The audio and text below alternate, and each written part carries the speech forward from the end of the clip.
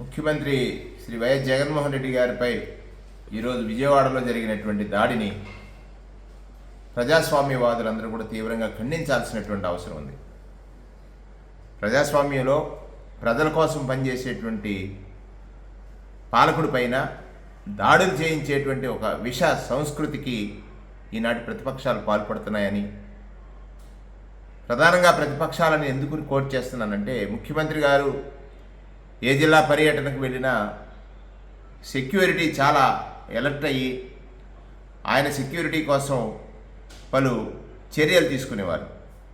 ఆ సందర్భాల్లో ప్రతిపక్షాలన్నీ గగ్గోలు పెట్టేవి.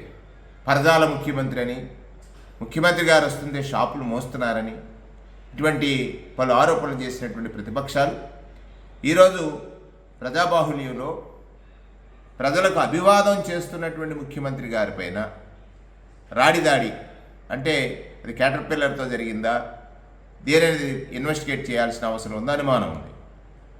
ఆ దాడిని మరి ఈనాటి ప్రతిపక్షం ఎందుకు ఖండించలేదు ఇంతవరకు? అంటే ప్రజలలో అతి విశ్వాసం కలిగిన నాయకుడిగా, ప్రజల్లో అతి విశ్వాసం కలిగిన నాయకుడిగా జగన్మోహన్ రెడ్డి గారు ఉన్నారని, ఉదయం నుంచి ఇప్పటి వరకు సాగినటువంటి బస్సు యాత్రలో ప్రజలు ఒక సంద్రం మాదిరి, కెరటం మాదిరి ఆయన వెంట నడుస్తున్నారని చూసి వారవలేక కృష్ణా జిల్లాలో ఇవాళ ఆయనని ఏం చేసి దాడి చేయడం అనేటువంటిది, అంటే జస్ట్ కిందకు వస్తే కన్ను దెబ్బతినేది కదా. మరి ఇది విజ్ఞులైనటువంటి ప్రజలందరూ ఆలోచించాలి. ఆయన ఒక పేదల కోసం పనిచేసే ముఖ్యమంత్రిగా, పేదల అవసరాలు తెలుసుకున్న ముఖ్యమంత్రిగా, పేదల అవసరాలు పేదలకు తెలిసినా తెలియకున్నా ఆయనకి తెలుసు.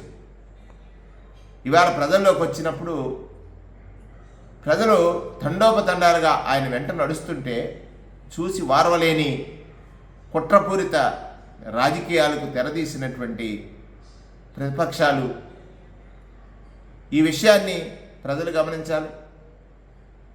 ప్రతిపక్ష నాయకుడు నిత్యం అబద్ధాలతో జీవనం సాగించేటువంటి, ప్రజలను మోసగించడమే లక్ష్యంగా ఎంచుకుని రాజకీయాలు నడుపుతున్నటువంటి వ్యక్తి, అధికారం కోసం ఎంతమంది కాళ్ళు పట్టుకోవడానికైనా వెనకాడని వ్యక్తి,